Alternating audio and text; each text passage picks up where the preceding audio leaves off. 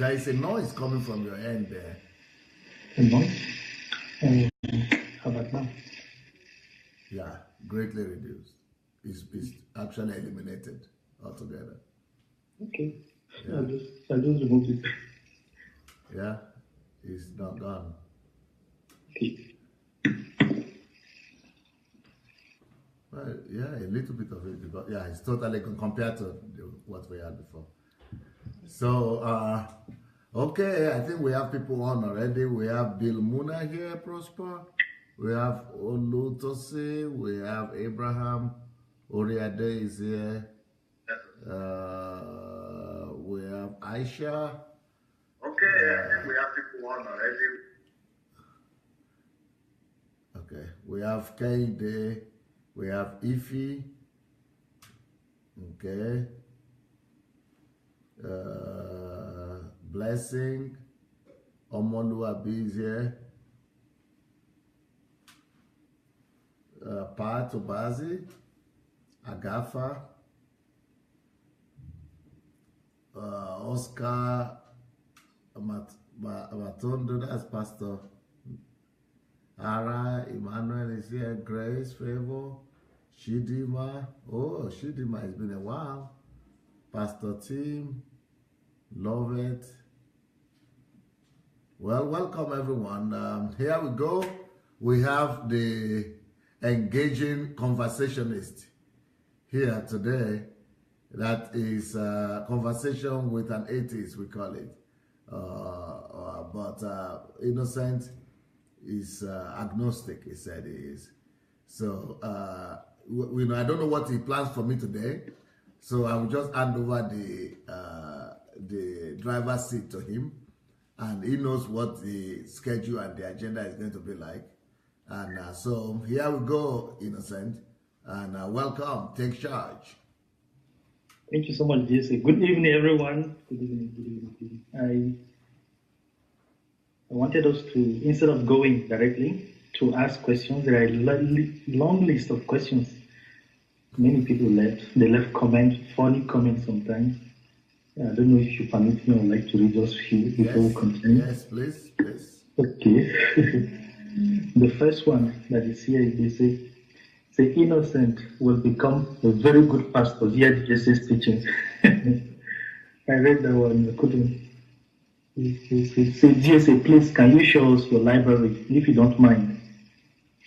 And somebody again, take it, Zik, somehow. I don't get that. The name is somebody, Zeket Kist. Okay, let me just keep that. Okay, innocent Magaji, you say you are not innocent. If you permit me, I'm sorry to say, as from today, I call you knowledge.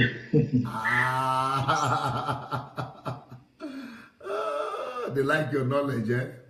So in response, somebody replied to the person that is asking you to show them your library that please don't ask of DSS library. If a man has written over 400 books, you can only imagine how many books he has read. I don't know myself. I personally think that one thing I tell my people, my disciples, people who want to know about me is that I don't think that I know much. I think I don't know much. And I think I've not read much. I think I'm limited. I'm very much limited, and I know very, very little of what is there to know. And but the thing I would say is good about me is that despite my limitation, I try to make the best use of the little that I know. So, yes, for people who hear it, I was actually wondering, because throughout the entire interview, you impress me all the time. It's actually impressive to see that you know practically almost everything, almost practically. There's nothing that I mention or try to call that you don't know about. So then I say, okay, information, knowledge is wealth. It's good to accumulate knowledge in your mind, because that's what makes increase the value of human. That's to my understanding. Because the more knowledge you acquire, the more, because the reason why you're being generated today is because of the knowledge you have. And without that knowledge, I don't know how people see you today. Because when we come listening to you, you see that outpouring of knowledge that is coming, and some people even left similar comments. Somebody say, wow, this is so widely read. It's mind-boggling. That's what he said. So we're all impressed. So somebody left a very heartwarming message. His name is Ernest Ebon. He insisted that the interview continue. So he sent me some message. He said, thank you so much, Mr. Innocent, for taking your time to ask these questions. Some of them are being asked by Europeans. We could not answer. So I converted them to audio and listening over and over again, and even teaching my children. So just keep doing it. They are great blessings. I will join you tomorrow. Blessings. So he went on and said, those are questions every Christian needs to know. I called him. Okay, so he said, yes, I had to, because I live in Germany, and as a Christian, there are many challenging questions I receive from Germans. And through your broadcast, I'm getting a wealth of broader understanding on how to deal with them. So many encouraging messages like that people send, and some critics too.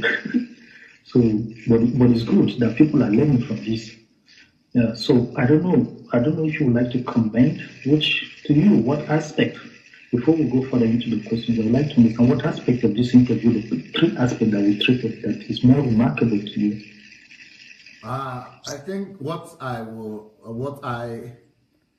most admire about the three parts that we have done so far will probably be the first one.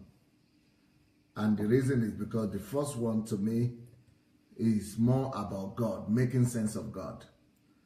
And for me, that is my life. And that is the thing I live for.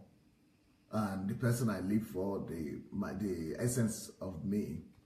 So part one for me is very, very important, very, very significant. I can talk about that forever. Now, part two is more of what I think. Part two was about the culture, right? About Africa, right? Yes. Okay. Part two, the culture, Africa, tradition. Part two, I would think, is something that I've already settled as far as I'm concerned, because I already have my plans in place on how to bring changes and how to change the status quo in Africa in regards to that part two. And that's why I wrote this book, How Africans Brought Civilization to Europe. So, and then but that is just, that's just a research and introductory to what is to come, but that is in the past. I have a plan of how to make the African culture and the African philosophy, medicine and pharmaceuticals and poems and poetry and art, how to make it glorious in the future, and how to, how to cut a niche, or how to get a niche for the African church. I mean, for the African future, African culture in the future. So for me, that is already settled. I don't even need to. I just want to do it. I don't, because when I talk about things, people might say, "Oh, you are talking about it. You are not doing it, show or something." So I don't want to talk about. I'm not interested in talking that. I will just do it. So that what that one is about that. And then the last part we did was about what? The economic advantage. The economic advantage of faith and tourism. I think it was tourism you call it. Religious tourism. Okay, yeah, religious tourism. Yes. That for me is also, less important than the topic of God, because the religious tourism and whatever is bringing people to Africa right now, for me, this is not the best representation of God and of Christianity. So I'm not proud of the Christianity that is now being practiced in Nigeria and in Africa. So I'm not very impressed by what's going on with Nigerian Christianity. I'm one of their greatest critics, and I'm eager to demonstrate and show the real Christianity to my people when I get back to Nigeria. Okay. And of course, I am impressed by the fact that you came up with this program and with this idea.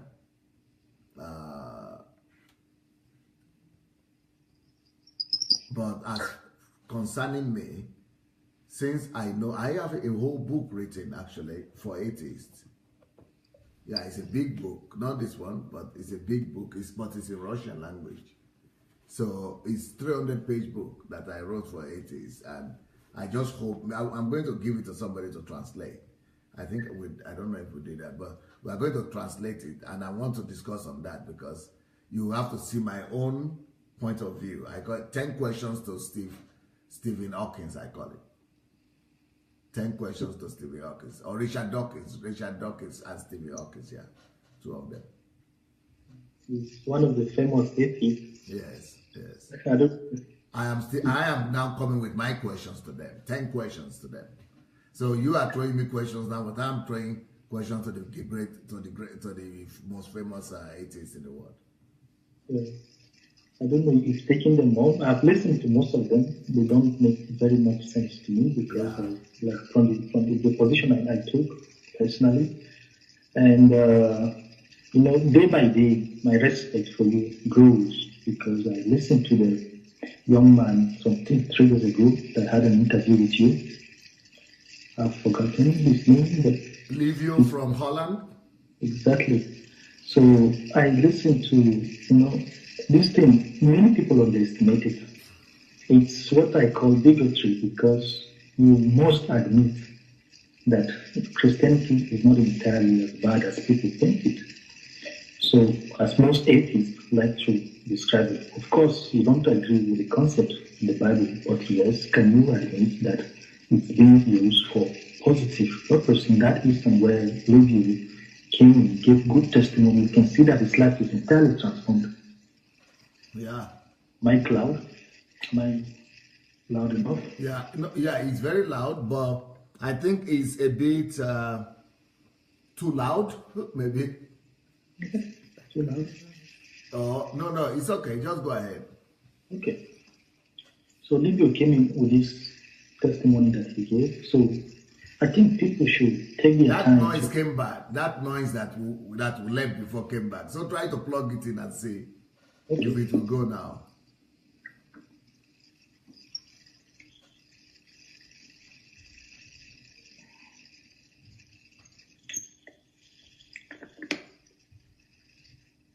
Okay, try to talk. Maybe it will be louder now.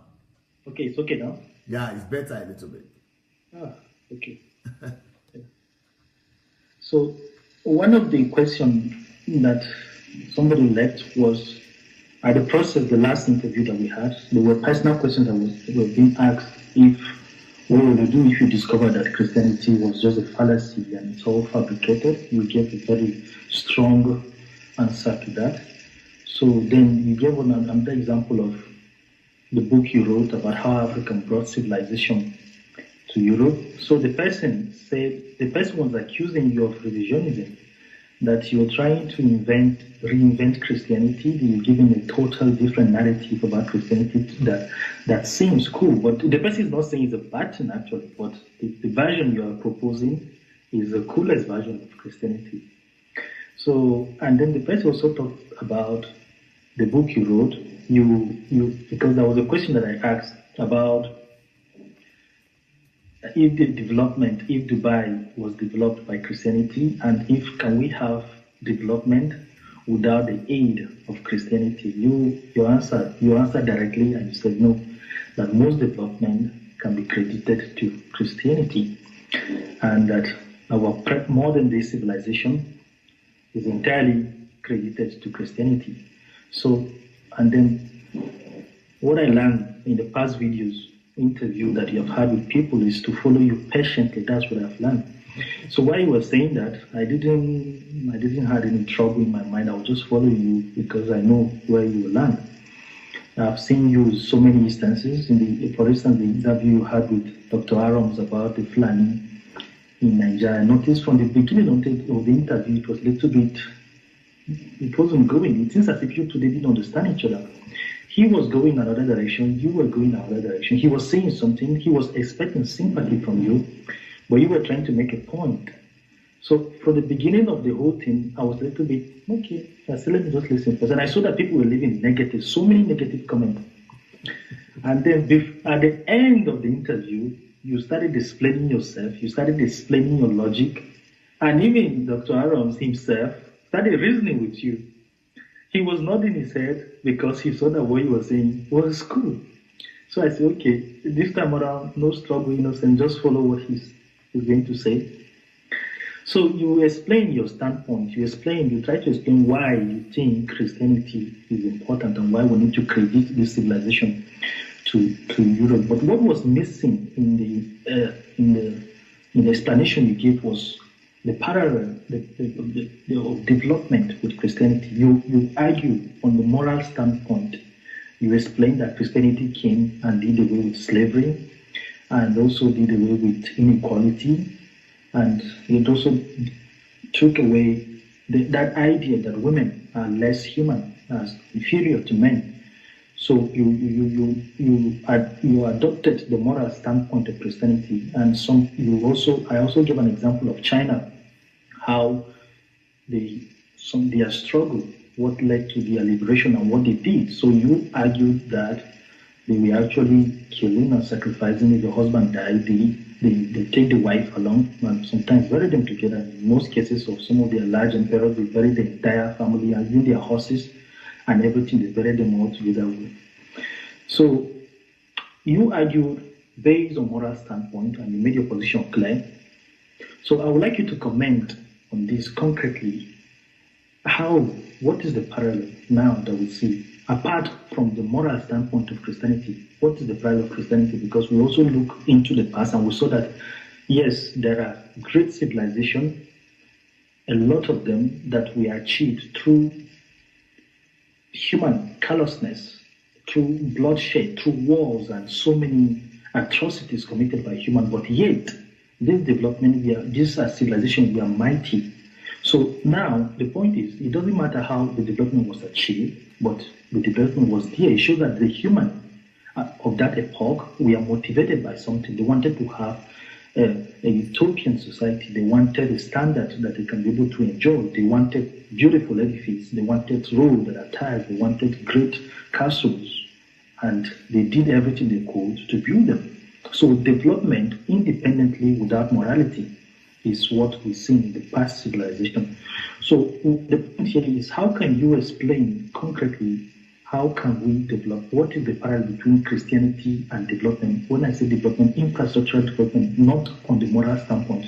It doesn't matter whether slavery or sacrifice or demeaning women, no, but with development, country with development. So, because I know many people who watched it might be asking these questions, just like this other person that I was sending, they try to say, okay, yes, DSC argued that how African brought civilization to Europe, and now he's saying it's Christianity that brought civilization. So which is the position? So please, if you will comment on that. Okay. Yes. There were a lot of inventions that were done and were made in the old world before Christianity. So we credit things like alphabet maybe to China. Some people say it's to India. We credit writing to Egypt. We credit mathematics to Asia. We credit a lot of archaeology. We credit all kind of inventions and all kind of discoveries, ancient discovery to different civilizations. Egypt, which used to be totally African, which is still African, but it used to be black African. And also, we know of the pyramids, we know of the Great Walls and the great discoveries and inventions in Nubia. That is the present-day Sudan, and we know of different great discoveries that were you know, that are credited to black people. Black people, you know, as I've written in my book, were everywhere. But the difference between all those civilizations and discoveries is that they were not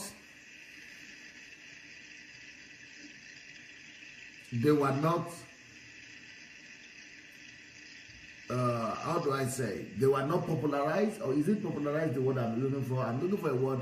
They were not like put into mass production. They were not, these things were only limited things. Okay, for example, let's talk about Nigeria, for example. Let's take the Yoruba kingdom with the bronze and the artifacts they were doing. You know, those things were limited to families. They were not industrialized and they were not even commercialized. They were just some families that were gifted in it, and these abilities were passed down family lineage. And so it was not an industrialization or civilization thing.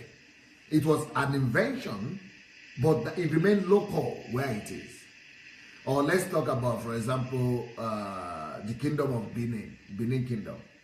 One of the great cities, I mean, it used to be a greater city and look more organized than a lot of European cities. When Europeans came there, they were surprised that cities in Benin City was well planned, like better planned than London, I mean, than any European cities. So, but it was just one. It was not commercialized. It was not like industrialized. It was just like mono kind of thing. It was not. It's not a. If you call it civilization, then it's just a local civilization. Like black people invented, you know, water system, for example, and sewage, but it was still for just the elite in Spain. You know, they brought it to Spain and they did it, but it was just for families, for kings, or for the deities. It was not not a mass popular kind of thing. All these civilizations and all these discoveries that we have now, that even the ones that came from ancient times, it was only when they were taken a hold of by these last civilization, Christian civilization, that they all became mass discoveries and mass revolutionized momentum was given to them, that, you know, is replicated and multiplied and duplicated and is put into a machinery kind of, you know, reproduction. But even those civilizations, like the Persian civilization, for example, also a lot of things they discovered there, like what do you call that country near Mali in Africa? Near Mali, where they have Burukutu. Burukutu was in Mali, right? Was it not Central Africa, but it's a country very near Morocco, between Morocco and Mali. What do you call that country? Niger? No. Morocco, between Morocco, you know, around all that area, there were a lot of discoveries that were there. Morocco, Egypt, Morocco, Algeria. Timbuktu. Timbuktu was in Mali. Yeah, but is that the name of the republic now? Bamako. No, Bamako is the capital of Mali. No, that's what I'm referring to, Timbuktu. But Timbuktu is the university, where the university was, right? The first university. But so all these things were there, but they were all localized. So, but when there is a country there. Is that Timbuktu is just the university city, but there is this country. What do you call it? Just show me from Africa. Yeah. So anyway, it doesn't matter. So what happened is that all these people, all these discoveries were there, but local. But when Protestants began to teach that we are made in God's image, and that God is the creator. And because God is the creator, that we are all supposed to be co-creators with God. In most religions all over the world, even Mauritania, I think the thing I'm looking for is probably Mauritania, right? Yeah. Is there a country like Mauritania? Yeah. Yeah, Mauritania is what I'm looking for. Mauritania, okay. But even though Christianity came from the Jewish religion, even in Jewish religion itself, and any other religion in the whole world, it was almost like a crime to liken yourself to God. Humans, no one single religion did this before, only Christianity. So it is the first time, and this is what gave birth to an explosion of creativity and industrialization and multiplication of stuff. And I will explain to you. What happened was that in all religions of the world, go to any culture, subjects or indigent citizens were always treated and always look at themselves as subjects to their gods or properties of their god, of their gods. That means that their gods could demand for their lives, and they will sacrifice people, children, or themselves, or their other countrymen to their gods. This is what was happening all over the world. Now, but when Christianity came, Jesus began to say, I and my Father are one. What do you mean? Even the Jewish people were saying it was blasphemy. But what Jesus was trying to introduce, and what Christianity introduced, is that it's not just written, even though this has been written before in the Jewish religion, that we were made in the image of God. But even Jewish people couldn't pronounce the name of God. Talk less of thinking we were equal, we are in the image of God, or we could be likened to God. It was like a big blasphemy. So, but when the Christian Protestants began to teach this, that God is a creator, and we too can become co-creators with him. We are like him. Whatever you see God do, you can do. What? But that brought all these Protestants began to teach this all over Europe. That if you are made in the image of God, if you are a believer in God, you are a creator like God. And you are supposed to bring the kingdom of God to the earth. And you are supposed to duplicate heaven here. Just like he created the universe, he created the earth, we are supposed to be like him. We are like him. We are supposed to carry his image. We are supposed to create just like he's creating. And people began to put their creativity into place. And that led to enlightenment, and that, the freedom led to Renaissance, and the explosion. The philosophers began to be free, because before the Protestants, the Catholic Church would not allow the philosophers to think, or anybody to even think outside of the religion, the Catholic religion. But thanks to the Reformation, the freedom came for people to use their mind. So we have the explosion of philosophers, Enlightenment age, and people began to use, but most of these people came from the church. Can you believe it, Innocent, that in 17th century, 18th century, after the Industrial Revolution, and 19th century, it used to be 95% of all Industrial Revolution, 95% of all the big innovation they were all coming from Christian cultures or Christian nations. Now it has been reduced. Now it is still much. Now it is 75% of all the inventions we now have. They are connected. They are either coming from countries in Europe, or they are coming from countries in America, or they are coming from countries where Christian nations are, like Australia or other places, and Jews, a lot of Jews, but those Jews were living mostly in Europe. So all these people, all these 75% up to now. Now some of them might be atheists now, but they are coming. All of them are still coming from these Christian nations that was created through Protestant teachings and the ability of man to become like God, to create like God. And that's what I was just trying to say when I talk about that, the fact that our civilization today is credited to. For example, let's talk about roads. Okay, we had roads before Christianity because of the Roman Empire. We had, but road will be, for example, something like a luxury. It's just like one main road, and, luxury. But to build a whole city and make, what we are seeing now is all after Protestant Reformation, and it's all after Industrial Revolution that is coming from the European continent.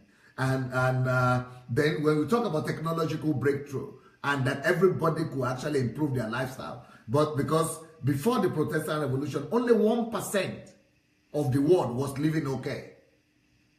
But right now, is 40% of the world living, at least, but civilization is in 60% of the world. So it's much more larger because of these, activities of the Christian nations and the missionaries. Now, they will say the missionaries did a lot of evil, but they also did a lot of good because they brought mass, because education, let's take education for example. Education used before Christianity, education used to be looked at as something that is for a certain limited group of people. But the Christianity came and said that no, God is light. And he said, we are the light of God. Everybody must get that light. So, and that even the printing press, and was invented just to be able to print the good news. And then it became the basis of Industrial Revolution itself. So a lot of things that I'm talking about mass. I'm not talking about individual things that were created or that the civilization brought before, but I'm talking like the mass that will make the large population of the old earth to benefit, the good, the general good that make not just the, for example, in Europe before, they used to have just the aristocrats, or they used to have, the elite, the feudals, or they used to have, just the bourgeoisie, people like that. But the Christian teaching, spread this good, that everybody has dignity, everybody has to be equal, and before God, not just the elite, not just the monarchs and the very, very few privileged people. That's what I basically was referring to. Okay, thank you so much. The popularization, expansive, expansive, Okay. So since we're talking about civilization and invention, here is another interesting question. You won't believe that you have interesting people watching this. This is a very funny question.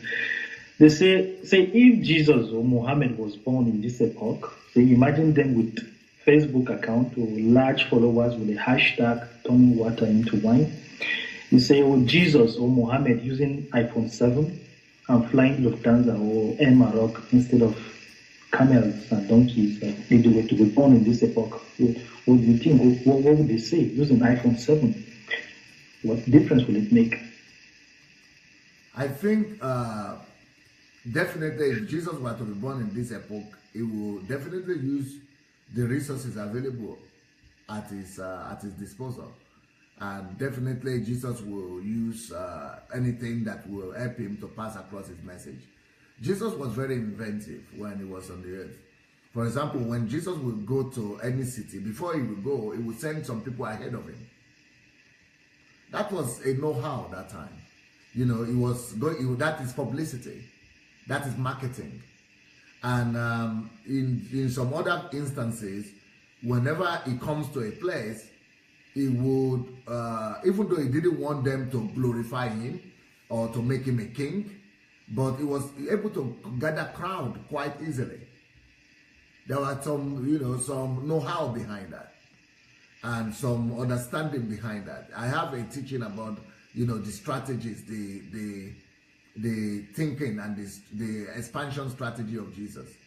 So all the strategies that he used, very innovative. So I believe that Jesus will be very innovative if he were to be alive today as well. Okay, so he will use Facebook, he will use Twitter, he will use iPhone 7, yes, and many, many more technology that are available. I believe so. Okay. Now, for Muhammad, I'm glad that Muhammad is not alive today because in his own case, Muhammad also used technology, and he was very creative, he was very talented, and he used technology of his day to spread his message. But he was spreading his message through force and through power, right? Or as against Christ, that was spreading his message through tolerance, through love, and through just sheer good. But Muhammad actually went to war against people that rejected him, and he subjugated them, not just individuals, but he subjugated all nations, all cities. So I'm afraid that if Muhammad were to be alive today, he will get hold of the nuclear weapon. So that's why I'm happy that he's not alive. D'accord. Okay, so can you comment on the issue of Europeans using Christianity as solely as a political tool? That they use Christianity to take a campaign that there was less of the spiritual aspect of Christianity throughout the entire history of European acceptance of Christianity, starting from Emperor Constantine downward to the Crusades and everything that was in. That Europeans mainly used Christianity solely as a political tool, and that it was entirely void of any spirituality, mostly in their cases. So the only people that embrace Christianity and try to see it from the spiritual perspective are the Africans, but the Europeans we are mostly motivated by what they regain, and when Christianity didn't favor them, when they see that it was no longer of use to them, they abandon it entirely currently in Europe, so that they use it solely for political reasons. Can you comment on that? No, that's not correct. That's not correct at all. If you are talking about the European elite, and if you are talking about one thing you should understand, Innocent, is that even in those olden days, despite the fact that Europe became Christian, you should remember that happened in the year 300.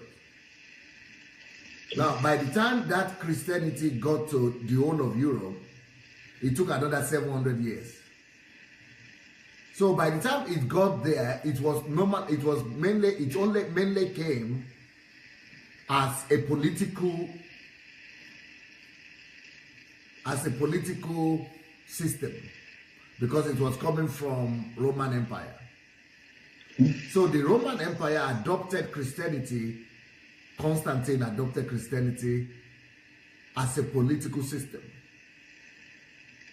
and as a political faith. So because of that, a lot of Europe accepted Christianity more as a political, agreeing with what you are saying, more as a political system or religion rather than a personal encounter. Now, in the meanwhile, there were always people in the background that always had personal encounter with the Lord, in spite of the political elite that used Christianity as a national religion. So when I'm talking about Christianity and Christians, I don't like to refer to those Europeans as Christians. They were Christian nations, but they were not what we would call today as born-again Christians. But they were Christians like religious Christianity. So those Christians that we were talking about, I mean those Europeans that we are talking about that went to now colonize Africa, for example, or that went to now sell slaves, they were not born-again Christians. They were coming from Europe, European Christianity, Europe Christian, but European Christian, but they were not having personal relationship with God. Let me tell you what happened with Africa. This type of Europeans went and conquered nations, but they were simply looking for wealth. They were just greedy, and they were commercial people, merchants. They were greedy commercials, entrepreneurs or businessmen or merchants that were looking for wealth. So all these people came and conquered the nations and then submitted them to their government. Now, when the real Christians, for example, let's say they conquered and divided Africa. But then when the born-again Christians, the real Christians in their midst, saw that their nations have subjugated other nations, then these same Christians now appealed and wrote letters to their emperors and to their kings and queens and said, allow us, your majesty, to take the gospel of the Lord Jesus Christ and the light of the gospel to these nations under your jurisdiction. So the people who went ahead to conquer Africa and other nations were not Christians. They were Christians, but they were more merchants. Okay. It was like 100 years later or 200 years later. In some cases, like in Nigeria, for example, Nigeria had been under the subjection of Britain for 200 years before the missionaries came. Even though these were Europeans, but there were no missionaries among them. Even before then, there were merchants also who were trading in slaves, but missionaries came to Nigeria only 200 years ago. The first ones. But European merchants have been in Nigeria since the 14th century. But they were just there exploiting, trading. They went there like traders, but they were not seeing themselves as the way we see. They were just like normal human beings that you see today. Like normal Europeans that you see today. They were not regenerated. They were not parading themselves as Christians. But when the Christians now came, they called themselves not Europeans, but they called themselves missionaries. Now, then when the missionaries were not the people who conquered Europe, who conquered Africa. No, they came later. When they now came, because of the rights that their nations had there, they got permission, they were now the ones who were not trading. They were the ones who were adopting our languages. And they were the ones who were converting our languages into words, into written letters, into alphabets. They were the ones who were saying, no, these Africans must be educated.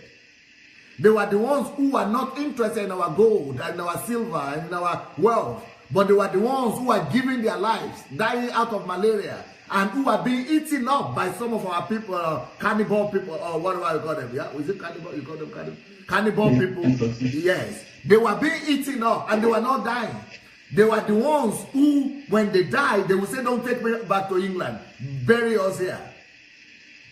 David Livingstone, for example, his heart, when they took him back to England, when he died in England, he said, "No, my heart is in Africa." So somebody had to go and they caught his dead body, stole his heart, and took his heart back to bury in Africa.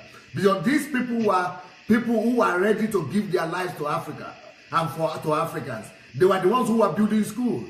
They were the ones who were building hospitals. They were not the merchants, not the people who conquered us, but the missionaries are the ones really who are the friends of Christ. They were the children of Christ, and because they were, they were the real Christians, they presented a better picture of Christianity to Africa, like Mary Slessor, for example, like Ajayi Crowder, and all those kind of people. They were the ones who brought, progress, light, enlightenment to the African people, not the Europeans, but the That's Christians. cool. So I see a difference between Europeans and Christians in that sense.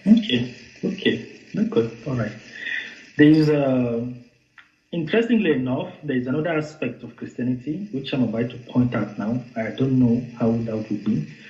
The Jehovah's Witness, they have a very special doctrine that they don't believe in hellfire. So they don't believe that hellfire exists. They are not a version of Christianity. And then we also have the instance of, let's say, Islam is at least 1,500 years old now. The Quran, when the Quran was written, the concept of Islam was being introduced to the world. So we have a religion that gave birth to Christianity, which is Judaism, from Judaism. Then we have Christianity, which is old, with 2,000 years old, and then we have Islam that came later, 500 years after. So, interestingly enough, this version of Christianity, Jehovah's Witness, that they practice, they don't believe in hellfire, they don't believe it does exist. We also find this, that in the Old Testament, that hellfire wasn't mentioned. And also in Judaism, there's no concept of hellfire, because there was this rabbi, his name is Friedman. He was giving a lecture in Indaba, somewhere in South Africa. So he was explaining why the concept of hellfire doesn't exist in Judaism. And if it does exist, that the only thing that they have is called, the word is Gehinnom, that was translated. So this Gehinnom actually means it's a purification process. And he said, according to him, that this concept of hell only lasts for, they take 12 months. It's a purification process that if you're coming into a banquet and you're wearing a white garment that is stained with mud and everything, you have to wash it and wear a proper garment. So the concept of hellfire doesn't exist in Judaism. Likewise, we don't find it in the Old Testament Christian Bible. And now, again, the Jehovah's Witnesses, they don't subscribe to the concept of hellfire. So, and then we also look back into the history and saw when this concept of hellfire was introduced into Christianity, and it wasn't very long ago, through the Roman Catholic Church. So the whole thing, there's this debate about it. So I don't know, what should people think? How should we see this thing now? What is, in your opinion, this hellfire, the debate surrounding it? Why is it that it's not found in Judaism and it's not found in the Old Testament? No. And the Jehovah's Witness is rejecting such concept. What can you say about it? I know of that argument. If you check, I'm trying to open my Bible now. If you look into Psalms 9, if you have the Bible, you can write it down. Psalm 9, verse 17. Okay. It says, "The wicked shall be turned back into hell, even all the nations that forget God." Now, that's from the Old Testament I'm reading. Okay. Yeah, so, and then, I could look and get many other references for you. I know about that argument very well. I know about that argument. This argument is a big argument, again, in the circle of the Jewish religion. If you go on the internet now and just say, is there hellfire in Judaism? Does Judaism believe in hellfire? You will see a lot of rabbis come, because I've studied Judaism myself, and I've listened to a lot of rabbis. A lot of rabbis know about this position of this famous rabbi, and that rabbi, you know what most rabbis have now decided? They are saying he should say it is his own opinion, but he shouldn't ever talk in the name of Judaism. Go and check out yourself. The most 80% of the Jewish rabbis today in the world, they all came to consensus. They had his speech, and they all said he is wrong. And they had many Talmud and all kind of their references to disprove him that no, that there is hell, concept of hellfire in the Old Testament, and that the man shouldn't have spoken in the name of Judaism, and that Judaism believes in hell. And I've just given you a scripture right there, for example. So so the thing is that, yes, that Old Testament talks about hell. There is hell in the Old Testament. There is hell in Judaism. And Jesus, what is more important for us is that Jesus himself spoke about hell. Jesus spoke about hell all the time. Because Jesus was speaking about hell when even in the story of Lazarus and the rich man. Jesus was speaking about hell when he said, I was hungry, you didn't feed me. I was naked, you didn't clothe me. And he said, put some on the right hand and the left hand side. The ones on the left hand side, take them and throw them in the place of darkness where there will be gnashing of teeth and everything. So hell was not introduced by the Roman Empire at all. Hell was not introduced by the Catholic Church. No. The concept of hell has always been there. It's even in Islam. Now, let's talk about Jehovah's Witness. Jehovah's Witness is not it is universally not recognized as a Christian, bona fide Christian religion as such. It is more seen as a cult in Christianity. But even they, I understand where they're coming from. What they are saying is that the earth was created for the habitation of man. That even though sin has come and has disrupted the plan, that a time is coming, God has promised us to give us a new earth and a new heaven. When the time of the new heaven comes, even though we die now, before that time comes, we go to heaven. But when it's time, God will return us to the new earth. That we are not going to be living in heaven forever or hell, but we will be living in the new heaven that God is going to create. So that is what they mean, that we are not going to be over there, but we are going to be here. That God is going to return both the ones who are righteous and the ones who are not righteous back to the earth. Okay. For eternal, life. All right. So now we see that I watch back most of the argument that most of the rabbi gave to counter this Rabbi Friedman. They argued that the concept of hellfire does actually exist in Judaism, but it's totally different from the concept of hell in Christianity, because Christianity said that you'll be sent to hell and you burn in the fire, furnace of fire, perpetually. But in Judaism, they say that you only stay there for a period of time. It's a process of purification. There are two different concepts. Those are two different things. Okay. Yes, in Judaism, they have that concept that you are talking about as a temporary, limited place of purification and punishment, but before you are delivered. But it's for different. It's a little bit more complicated. But they also have another place where they are talking about hell, just like in Christianity as well, because Jesus himself was a Jew, so he was talking from that concept of if you look at the New Testament, there were different group of Jews that you see in the New Testament. Some of them were Sadducees, some of them were Pharisees, and some of them were the scribes. You will see that one of the major things that differentiate them from one another is that some of them don't believe that there will be resurrection to eternal life, and some of them do believe that there will be resurrection to life eternal and there will be resurrection to hell. So some of them, that is a major difference between the people of the old Jews.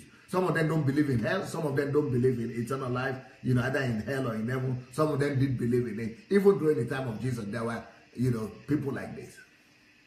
Okay. So we find out that in the Bible, I believe that there's going to be hell. A lot of Christians also, I know a lot of Christians today who also don't believe in hell. Or a lot of Christians, what do you call them? Humanistic Christians now are humanists, yes. Humanist Christians are saying the good God, if God is so good, he shouldn't allow, God cannot be love and create hell and send people to hell. That is not possible. But you know what? As far as I'm concerned, if Jesus, who was in heaven, said it is real, and that he came actually to tell us, to rescue us from hell. And when he died and he gave himself to death on the cross, he was actually saying, please, it was like blocking the road to hell. You know, like this, blocking the road to hell. Please don't go to hell, with his own life and with his own body. And the Bible also records that after he died, he went to hell actually, and to fight against the spirit of hell that is holding up people there who didn't hear the gospel. And he actually preached the gospel in hell, and you know, to rescue those people or to give them a chance. So, you know, if Jesus and God will emphasize hell so much, and there is so much emphasis in the New Testament on hell, that it is not advisable to ignore it. I will not try to ignore it at all. Okay. The interesting part is that why will God create hell first of all in the first place? Because he is omniscience. He knows the destiny of man before creating him. So why will you create, knowing fully well that yes, you will create a fallible human creature and you know that it will fail? Then after failing, you set a place aside to punish them perpetually. Why will God do such a thing? For what? To achieve what? Okay. First of all, you have to realize that God didn't create hell for man. Okay. Hell was created not with man at heart. God was not thinking of man when he created hell. Okay. God created hell for the devil and the fallen angels who were with him. So hell is a place that is created for Satan, not for people. Now, because man has a choice either to listen to the leading and the lordship of Satan or to the lordship of God. So when man was deceived by Satan, and man did listen to Satan, to whomever you listen to that you are subject. Whatever you listen to is your Lord. So when one obeys the leading of pride, selfishness, egocentrism, or what we call satanic temptations, and he decides intentionally with his own will to disregard the voice of God. So there is God that leads you, Jesus, that offers you, say, okay, listen to my voice, you will follow me to heaven. And there is Satan that is saying, listen to my voice, you will follow me to hell. And you have the right to choose, and you know there is an alternative, which is Christ, and you actually follow the one that says he's taking you to hell. It is not a place that was created for man. It was created for Satan, and Satan wants to take with him as many people as possible to his own place.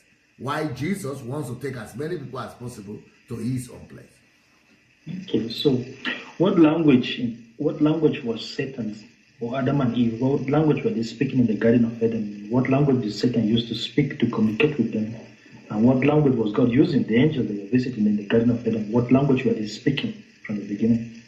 Oh, the same language that they are speaking today. The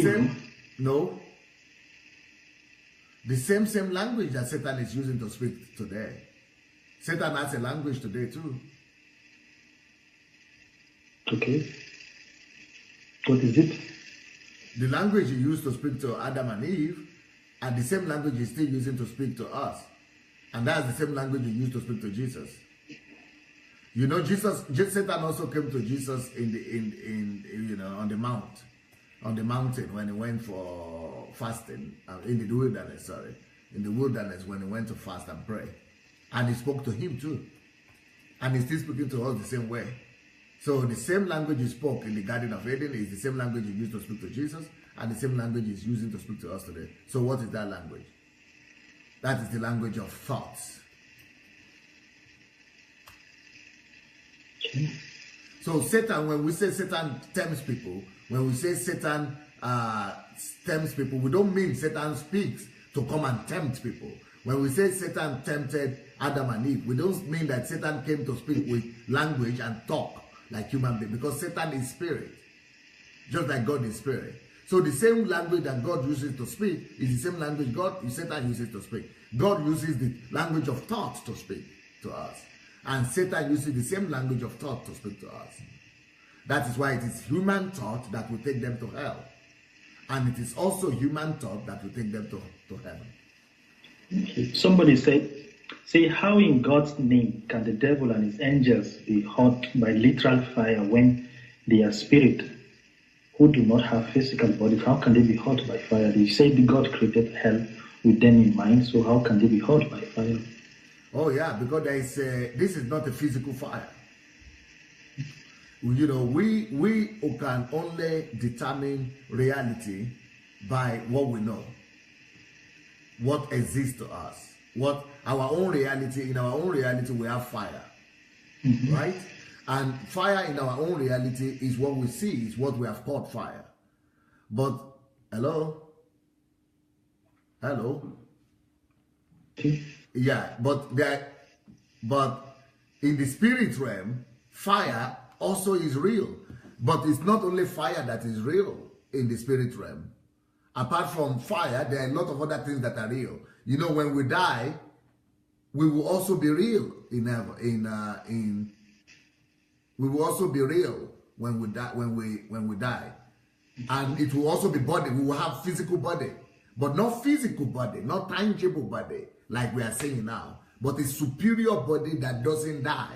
A superior body. So, for example, if you listen to the story of people who have died, they say, I'm seeing myself, I am still here, I'm standing here, and I'm seeing my body. But that body looks so like a dirty, inferior thing compared to the body that I have now. Yes. Okay. So, is that a challenge with the internet? Will it be our own internet or his own internet? Huh? Because I'm okay. It seems I'm okay. Hello, are you there? hello? Are you there? Yeah, I think Yes. it's Yes, better I'm now. here. Okay. Go ahead, sir. You're frozen a little bit. Yes, I hear you now. Can I hear you? It's like you are frozen. I can't hear you. I think there's a little bit challenge from the internet. Yeah. Okay. Is it clear now? Yeah, you can talk. Okay. So the person is like, see, why can't God just forgive Satan and give humanity peace? Okay. The concept of forgiveness belongs to humans. And the only reason why we have that concept of forgiveness is because somebody paid the price for it. So Jesus came not to die for Satan. Jesus came to die for humans. And why? Because humans are victims of Satan. But Satan was not a victim of anyone. So he's responsible for his own action and for the consequence. Okay, so why did God create Satan in the first place? Yeah, he had a purpose for him. And Satan had fulfilled that purpose for many years, for ages, before he saw in himself too much of significance and too much of importance that made him to resent in his faithful service. So he was created to worship, he was created to praise, he was created to serve God, and he did that for many years. So Satan was not created to be evil. Satan was not created to be who we know him to be today. Everything God created was created good, including Satan. When it was created beautiful and nice. Okay, so does that mean that God never foreseen that that Satan would turn into something monstrous as it is today? Well, God could have foreseen it, but God is not a dictator. Even we humans that are not as wise as God, that are not as good as God. We don't like dictators. If we, with all our, frailties and fallibilities and weaknesses and limitedness, if we cannot even tolerate dictators, talk less of God.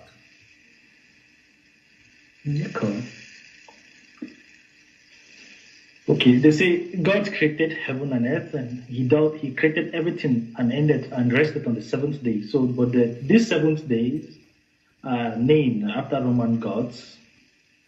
Can you comment on that? Yeah. The people who are saying that, they are very limited, and that's why I said in my last meeting that don't listen to the Africanism of Afrocentric philosophers of America, and don't listen to Nigerian pastors, and don't believe that that's the church we have in Nigeria. Those two things, you have to be aware of them. Now, people who are talking that, who are saying that the 7 days is named after Roman philosophy or whatever, Roman gods, they are very limited. There was nothing like Roman Empire. Nothing like Roman Empire. When the story and the narration of creation ended. But there was no Roman Empire when there was Old Testament. The Old Testament didn't start. Christianity didn't start with 2,000 years ago with Christ. Christianity started long before Christ. And the narration of creation had been recorded ages before Christianity and before Roman Empire itself. The Roman Empire only existed during the time of Christianity, a few years before then, but 500 years before then. But still, it was only that time. There was no Roman Empire at all on the surface of the earth when this story was narrated. So it cannot be. It's just so those are just some of the things people come up. The only connection people use is that when Christianity was now adopted by the Roman Empire, because of the citizens of Roman Empire at that time, they made Christianity to confine with what they were already used to conform with what they were already used to. Not that they invented it. For example, the government is telling them, okay, no more your pagan worship, no more the god of sun, no more the god of something, no more anything like that. It's now Christianity. So they are looking into the Bible or into the Christianity and seeing how they could keep their old faith alive, and then bring in anything that could be similar in this new faith of Christianity that they have brought to them to hide under it, as to hide their own old religion. So that's the way that combination came. It's not that it was invented. It's just like saying people going to Nigeria now. For example, in my own country, Nigeria, and in my own tribe, my own village, when I was growing up there were no Muslims. Everybody was a Christian. But do you know that we still had our Yoruba idol in my room, although I was a choir member? So even though we were Christians, but we still had a way of going to see Babalawo, and we still had our own God in the family. So it didn't mean that it was me or my family that invented that Christianity. So if somebody comes, they will say, oh, it's the same old, but there used to be Shango before now. Yeah, this is the same Shango now. No, it's just that it came, but my people, because it's now the ruling thing, it's now the reigning thing, they became Christian, but they don't want to get rid of that something, they just mashed it and put it under something. But we still say that, so it didn't mean that we invented it, it just means that we kept our own thing and used Christianity and put it as one, and used one secretly and one as a face. Okay. The word unicorn as a Greek mythological creature, yes, was found being mentioned 9 times in the Bible. It has never existed. Okay. It's a Greek mythological creature, some kind of mythology, but it's been mentioned literally in the Bible in the book of Job 39:10 and Deuteronomy. Jude? And the book of Job. Job. Yeah. Okay. Job what? Job 39, yes, chapter 39, verse 10, and it is also mentioned in the book of Deuteronomy. It also mentioned the book of Psalm and the book of Numbers 23, 24, 28. That is exactly what I'm telling you.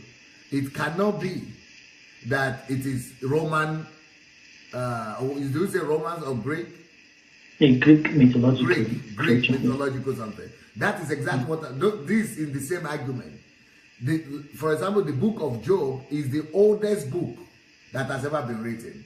This is before Greece, before the ancient Greeks, before Roman.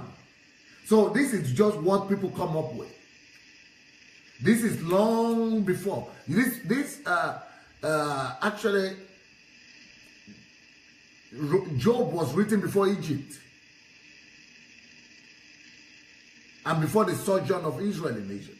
So this is a long something. So it's just, people bring similarity, and they now, because of what they are familiar with, they're now using this as an argument that is where that came from. But that is, it doesn't have any archaeological proof to it. Okay, how can that be? Because the Egyptian civilization dated back almost 10,000. We have a 10,000 years civilization, and the Bible, it's 6,000 years according to the calculation they did to the period of all this writing. So how could that be? Yeah, people talk about 6,000 years, but 6,000 years for me, that is just the history of the Jewish people. That is recorded history of the Jewish people. But before the Jewish people, there were civilizations, right? But that doesn't mean that God of the Bible is only existing only 6,000 years. I know most Christians believe that, and that most Christians subscribe to the fact that the earth is only existing for 6,000 years. I don't. Okay. I believe that God has been there for millions of years, and the earth and the universe is much more older than 6,000 years. Now, a lot of Christians will say this is wrong, that, I don't even think that, let me tell you something, I don't even think that the account of creation we're seeing there is the beginning of the whole of all of creation. I think that account of creation that we are seeing in Genesis chapter 1 is the account of the realm that we are in right now. I think that before this realm, which is the earth realm, or planet, that there is real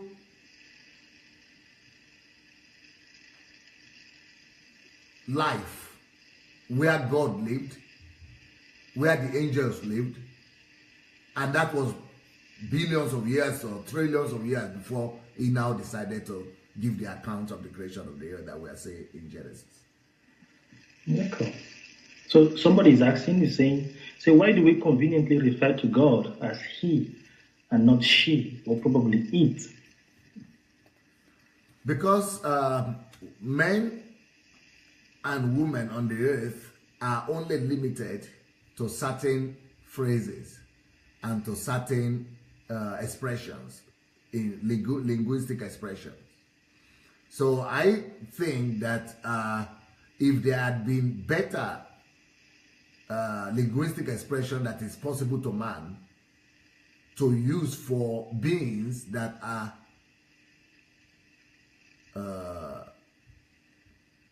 extra human, then we could have come up with it. But because there is no linguistic expression like that, I think the writers of the Bible just picked one, because that time it was the men's word, and men were doing everything. Women were just giving recognitions recently. Okay. So is it safe to refer to God as she also?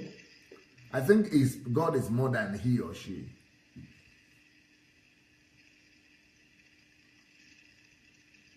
Yes, God is more than he or she.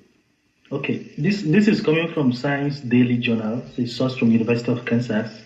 It's a new research shows that some 12,800 years ago, an astonishing 10% of the Earth's land surface or about 10 million square kilometers, was consumed by fire, wildfire.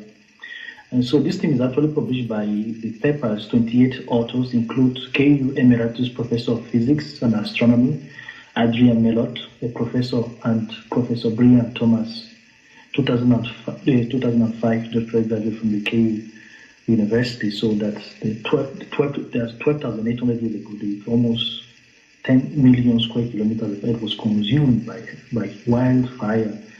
So that this is also close to the period of the Ice Age, that the world. So we were in Ice Age, all of a sudden an outbreak of liquid fire, wildfire, that burned almost this percent of earth. So is this also part of God's plan, or what is it? That I don't understand. The way I understand that is a bit different. Okay. The Bible talks about Ice Age, what science would refer to as Ice Age. Mm-hmm. The Bible talks about the time of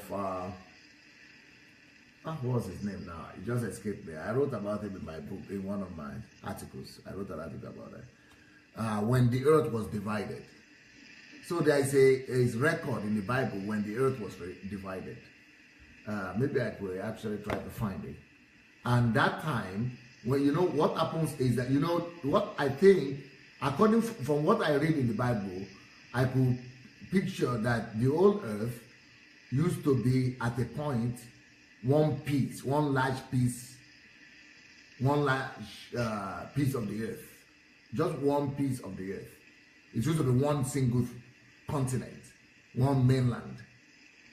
And I think what happened is, so at a particular time when this thing happened, there was a shift and a movement of the earth that led to the earth dividing up.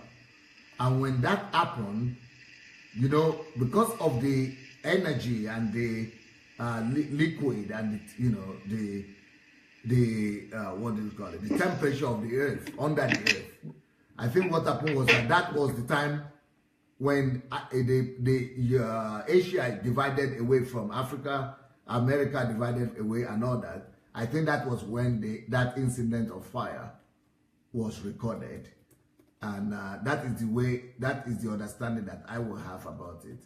I'm trying to look at the place here in the Bible.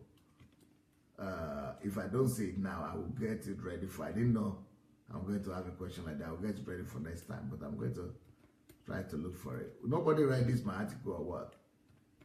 But it was quite a long time ago when I wrote it. So that's what I believe. I believe that this was recorded in the Bible,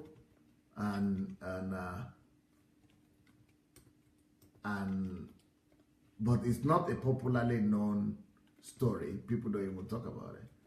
But I think that will be what we are talking about.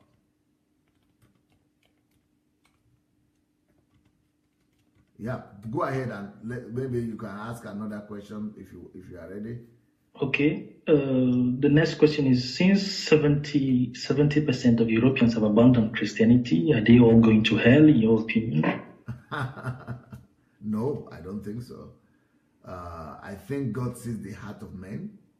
Mm-hmm. And because God sees the heart of men, some of them might be having personal relationship with God in their own way that we don't know. So, I don't think everyone will go to hell. I think only the ones that consciously reject the Lord Jesus Christ as their Lord and Savior will be going to hell. But they did reject Jesus Christ. They do not subscribe to Christianity. Most especially the young generation, the European young generation are growing constantly and do not subscribe to the Christian. They reject it outrightly. What I think about that is that what they have rejected is probably the Christian religion. Oh God, I saw it. So let me give you the passage I was looking for. It's in Genesis chapter 10. Okay. Genesis chapter 10, verse 25. It was giving us the history of the earth and the geology of creation. So in this place, we see that in Genesis chapter 10, verse 25, it talks about, and unto Eber were born 2 sons. The name of the one was Peleg. Peleg, remember that name, Peleg. Peleg. Yeah. P-E-L-E-G. So who is Peleg? For in his days was the earth divided. Okay. For in his days the earth was divided. Which means that the earth used to be one lump of land, earth. So it is in that process that you will see fire, everywhere. Okay. This is actually interesting because it leads right straight to the next question that says Adam and Eve gave birth to Cain and Abel, and then they went and married. There was no account of other females around in the wilderness. So who did they marry? Cain and Abel. The record was that they went on to marry, that he knew his wife, and then they had sons. They had children. But so who are those people from the part of the world? And they also have Cain, who was being caused by God to wander in the land of Nod. So is actually the next question. So who are those people that we don't have the record of them in the Bible? Who are those women? Where are they from? Because Adam didn't have any female children. That's not true. Okay. That account is not true. And that is what most people use against Christianity. But a lot of these people, they don't know the Bible thoroughly enough. And I'm going to let us go into the Bible. Let's go into the Bible, into the book of Genesis.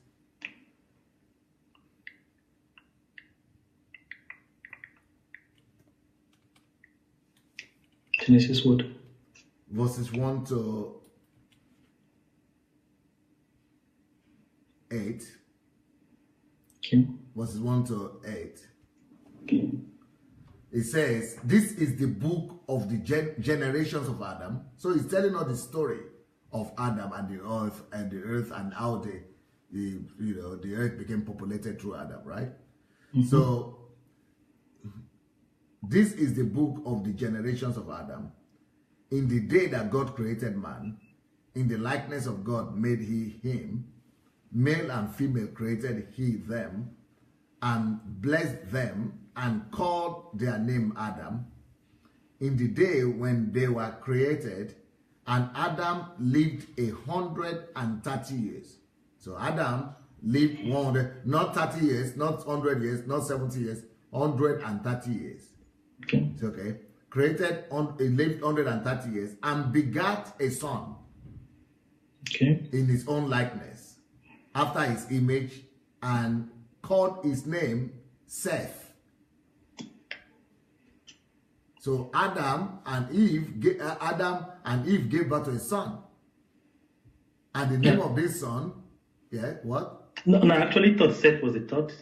Yes, was the third. Okay. This was after. This is chapter 5. Okay. Yeah, I'm writing chapter 5. This is after. I'm just trying to say that you spoke about, what's his name? Abel and Cain, and that Cain was sent away. Mm-hmm. So I'm trying to say that after Cain, they gave birth to another son, which is Seth, right? Seth. Okay. Now let's continue. That's not the end of the story.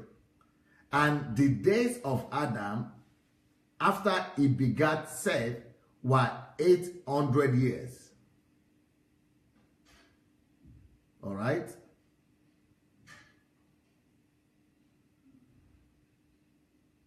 And he begat sons and daughters. So we don't think that Adam and Eve, we thought that Adam and Eve only gave birth to Abel and Cain and then Seth. But there is a place here where he says, and he begat sons. That is verse 4. That is Genesis 5, verse 4. Okay. He begat sons and daughters. So, because they are living like 800 years, 500 years, 700 years, 1,000, you know, almost 1,000 years, it's 800 years, 500, 700, they are living for so long. Can you imagine? Because he has many sons and daughters,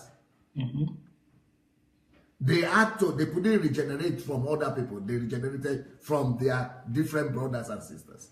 That's how they populated here. So the story that people who don't know the Bible narrate is that he only had those 3 sons. But they don't see that little phrase, you know, because the Bible is not talking too much on, you know, like a history book. Just phrases. But the fact that he begat or he gave birth to sons and daughters, most people mostly disregard that or don't notice that, leave that out. And because they don't pay attention to that, they seem to now be saying, okay, you know, so how can 3 sons give birth to where they are their wives? No, he had daughters as well. Okay.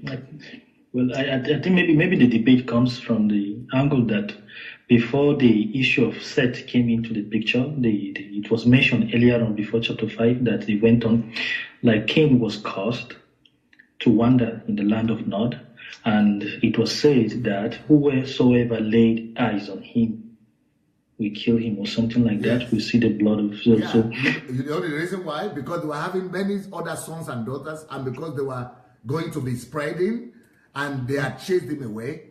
They will not know him. They will not recognize him away anymore because he had left. He has been chased away from the home. And anybody that sees him, either from the grandson or grandchildren, that could happen. So I don't see any problem in that. Okay, somebody is asking a very interesting question here. You see, this one is about Nigeria. You say Fela Anikbola Kuti is loved and admired greatly by Nigerians and around the world. He's friend to Kwame Nkrumah, who is an Afrocentrist, and Nnamdi Azikiwe, who is a Pan-Africanist, but himself also that Fela is an animist who criticized Christianity and Eurocentrism. Do you think he's in hell?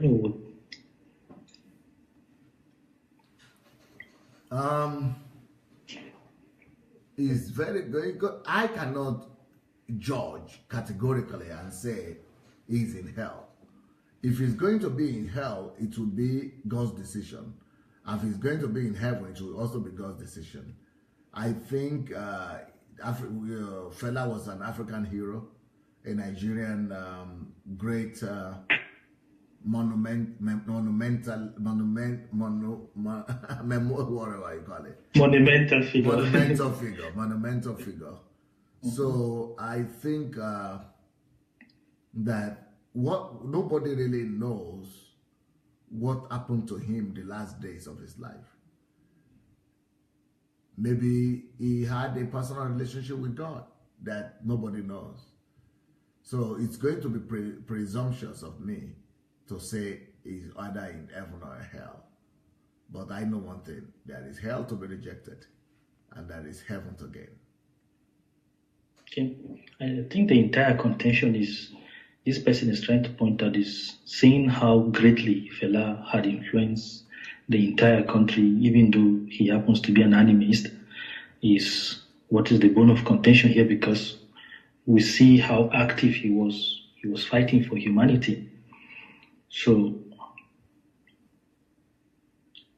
and this other one say why does the God of the Bible have emotions? That he get angry, he regret, he's vengeful, full of vendetta. Why does he have emotions like humans? When we describe or when we read God's description or the description of his actions or of his emotions, we can only describe all that by what we know and by how limited we are. For example, if we look at colors today, colors, you can only identify the colors that you know. But people who have seen the vision of heaven will tell you that there are more varieties of colors that they are not even familiar with on the earth. And so what will you call them? You just call them the closest. Something that is closest to yellow, you just say yellow, but it's different, but yellow. Something that is close to green, you just say green, but even though there are no other color like that, but it used to be that there used to be just about 7 main colors, like even a few years ago, or like, you know, but now recently, more colors are coming out every day. So, but everything was just yellow, black, brown, red, black before. But now you have all kind of, you know, colors, descriptions that people talk about now. So when we read those descriptions of God in the Bible, that is the best that could communicate to us, for us to understand what was happening or what God was doing. It's so those things are more languages or words for us to have a picture or to be able to identify in our own language, in our own human nature, with what was going on with God. Okay. Thank you so much for the time accorded. I hope our audience, we are blessed, and with the knowledge you have answered, we have answered almost 20-something questions already, which is really, really fast. So I hope you understand. We have a lot of the list of the questions, so you go ahead and drop your questions. I realize that many people see this program as very important because they have questions and they are not able to research personally on their own in the Bible to understand. And when they ask their pastors in the church, they are being encouraged to pray in closets. Maybe God will send them some revelation, and most of them end up frustrated with the whole idea because they need to be taught. They need knowledge. Literally, so knowledge don't fall from the sky and just come into your brain. If that's how it works, it will be much more easier. So many people find this really, really interesting and really, really enlightening. So thank you so much for the time accorded. I'll let you now. I see that we have exhausted an hour and 30 minutes, though we started late. So the next question is actually interesting. Thank you so much. And we can do it next Sunday. All right, okay. Thank you so much. Thank you, sir. Bye to everyone. Thank you. Thank you. Bye. Bye.